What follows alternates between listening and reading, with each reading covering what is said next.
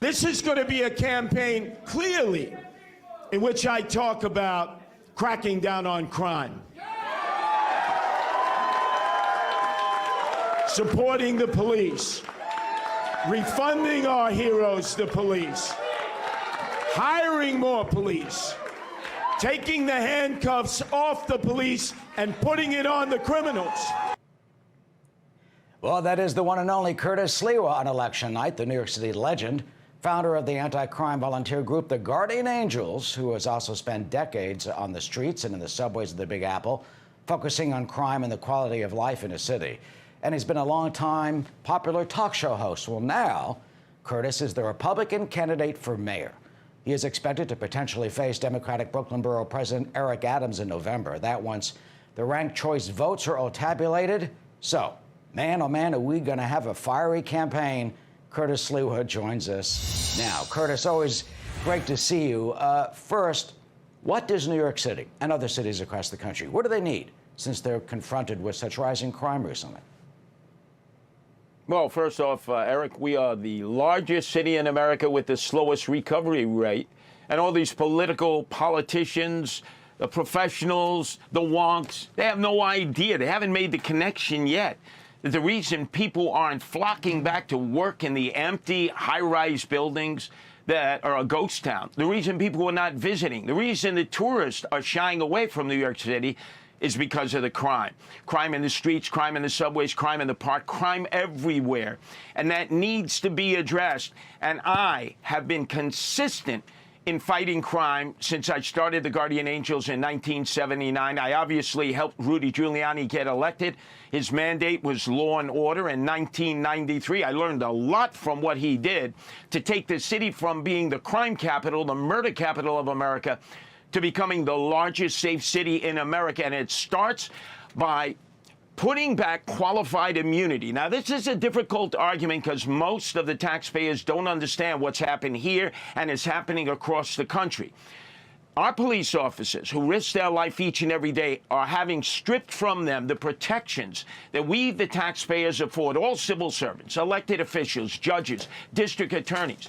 Now police officers have to go out and prospect for their own police malpractice insurance policy, the way doctors and lawyers do in private practice. Now, how is a police officer who graduates the academy earning about $42,000 a year for the first 5 years in the NYPD, can't even find affordable housing, how is he or she going to be able to afford an actual personal policy for malpractice as a police officer? So what you've done is you've made it even twice as hard for the police to go out there and do the job. I want to refund the police. I want to hire 3,000 more police. And I want to take the handcuffs off the police, the heroes, not the zeros that they were made last summer, and have them put on the criminals. Lock them up, throw away the key, and then address how's that working, that no bail issue that has released so many predicate felons into the street. There should be bail, and these criminals should be remanded to jail. You know, Eric Adams, who could potentially be your opponent, you know, he's a former police officer, captain in the NYPD. He carries his service revolver. He's been tough on crime. Here he is talking about that. Listen.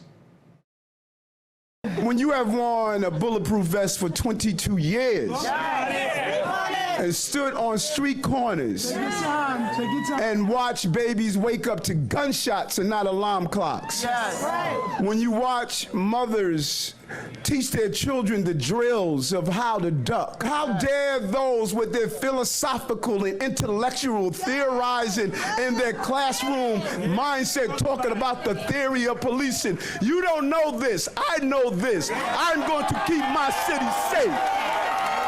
I know this. Well, he says that, but what does he stand on qualified immunity? Well, he urged it.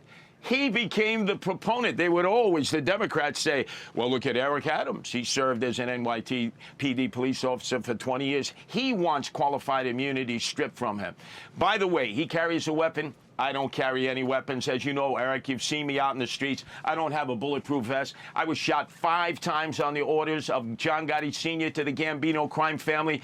I ride the subways each and every day. Eric Adams doesn't. And last summer, when there were the shooters and losers looters. Did he stand up for his fellow police officers who were being attacked, having Molotov cocktails thrown at them, the equipment vandalized, graffiti everywhere, F the police, and worse words that I can't even use on the Fox News channel? No. He actually stood on the sidelines where I was out there with the Guardian Angels battling, fighting the shooters and looters from Antifa and Black Lives Matter, while Eric Adams every day with his friend, because he's a de Blasio Democrat, they're like two peas in a pod, was painting Black Lives Matter in the streets instead of supporting the police, which I was doing not only verbally, but physically. I got a broken jaw. The cops were told to stand back, Eric, by de Blasio. And you know, you heard crickets from Eric Adams, former police officer, about that. Well, you know, Adams is not here to defend himself. We hope to have him on. I have asked for an interview. I have not heard yet. But finally, Curtis, look, New York's an overwhelmingly Democratic city. But we've elected Republicans before. John Proy Mitchell, the great LaGuardia, John Lindsay, Rudy Giuliani. Why do you think you can succeed with this message? Well, I have an independent party line also in the general election. So for people who would never vote for a Republican, they can segue through. Also, as you know, I'm very compassionate towards the emotionally disturbed, the homeless. I take care of them with the Guardian Angels. And probably the key point that has attracted so many across that dividing line of partisanship is I'm the first candidate ever to call for no-kill shelters. We are not going to be killing dogs and cats any longer who are sent to the animal shelters and within 72 hours are euthanized. And it's do as I say, not as I do, Eric. I not only take the subways, I have 15 rescue cats that I raised with my wife in a 320 square foot apartment in the Upper West Side. Yes, and every one of them would have been euthanized. That's right. Everyone would have been euthanized in the shelter had my wife not gone to rescue them. And Eric, people can learn more about my campaign and help me fight off the Democrats, and especially AOC, All Out Crazy. All they have to do is go to CurtisSliwaforMayor.com. That's CurtisSliwaforMayor.com. Help me defend my honor, because you know what they're going to call me, a racist, a homophobe, a sexist, a misogynist. It's what they always do against Republicans.